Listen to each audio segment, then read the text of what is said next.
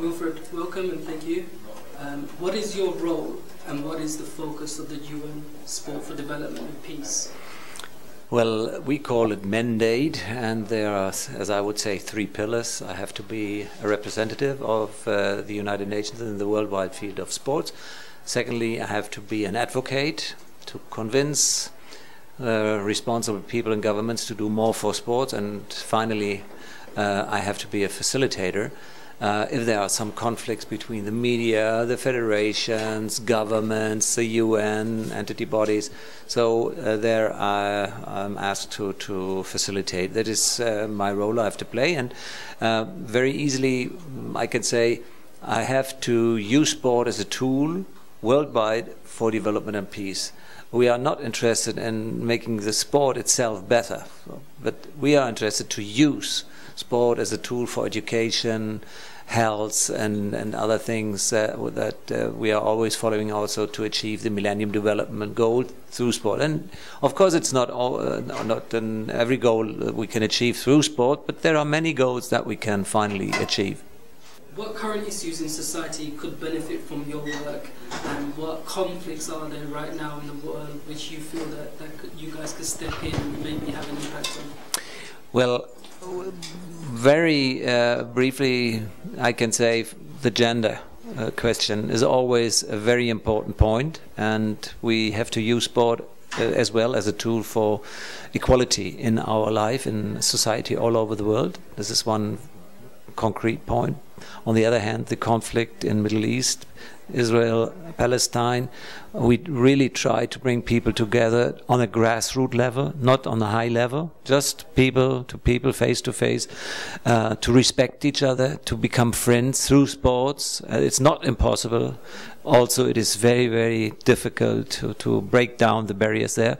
But the most important topic for us, and we are very successfully working in that field, to find role models in different sport projects around the world. And for me it was unbelievable. I worked such a long time in professional football in Germany, and I had no clue how the people are living in a slum in some parts of Sub-Sahara. But right now I have many friends in slums in Sub-Sahara Africa. And when I see how poor they grew up, and how wonderful they have developed social skills and working as volunteers in sport projects, I feel responsible for them and for their own development. And so we organized something like a program for these guys, and so we were happy to have the third youth leadership camp of our office in September, October in Switzerland and Magling. There's a wonderful location of sports in Magling, and so we are very happy to have the third version of this youth leadership camp. And we tell this already well-known and good behaved people how to use sport as a tool for development peace, although they never had seen any university. Sometimes they even haven't finished their school. But I don't care about it. If they are good boys and girls, I'm very happy to foster them and in their own development. And it is unbelievable in such a short time period what happened to these people. And sometimes I'm asked, well, listen, Mr. Lemke, you are just giving the chance to 20, 60, 100 or 200 people, and that will not change the whole world. No, definitely not. But it is just a small step for a better future of these people, and they will have families, and they will have definitely a better future and a better hope for a better life, and they can be role models for thousands and maybe one day millions of people around in their poor neighborhood. Let's say, okay, this Peter and this Doreen, they did it. They got the chance through this UN program. Also, it is a small program. It's a wonderful program. So your role is, as you said, to step in and resolve some of the conflicts and some of the issues in maybe coordination. What are some of the typical problems that you encounter, or some of the bottlenecks that are stopping sport from being such a powerful movement? from our point of view, there's only one question. We need more support through money. As we are not UN paid, we have no own budget, we have to collect money. So from governments, the German government support us in a wonderful way.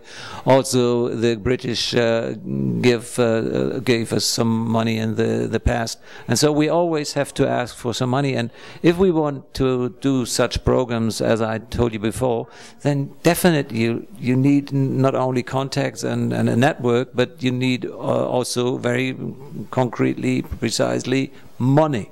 And right now we are always looking at, okay, who will be the one who will support us with the next youth leadership camp or any other part of the program that we have to follow, to give them a follow-up after these camps, and because we want really to change their lives, and we think it is more important to foster these role models than to show the people, especially in Africa, that there is only an Eto'o and only one Drogba, and they all dream to become a Drogba or an Eto'o.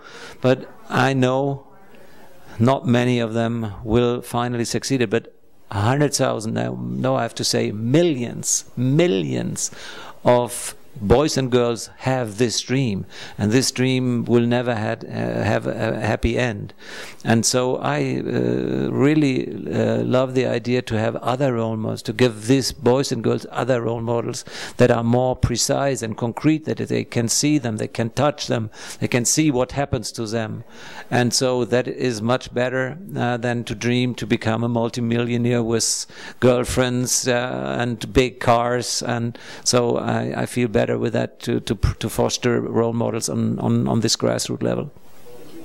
And finally, what message can you give out to the people who are involved with and committed to and dedicate their lives for delivering these activities and these types of work at these type of organizations?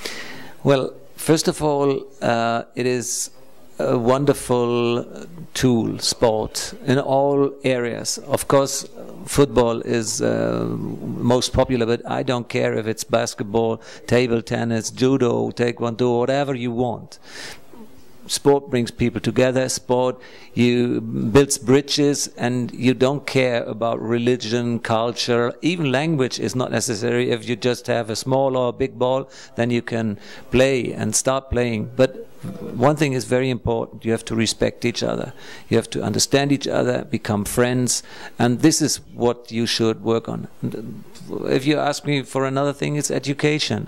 When I speak to my own 4 children, education is the most important thing, and I can give this message to all children and adults everywhere they are living, and it doesn't matter if it's in South Africa, South America, or in New Zealand. Education, education, education. Go to school, finish school, try to learn then for a good job, go to university if it's possible. But even if you are not able to go to university, try to find your own position in society, help others, respect others. This is what I would like to say.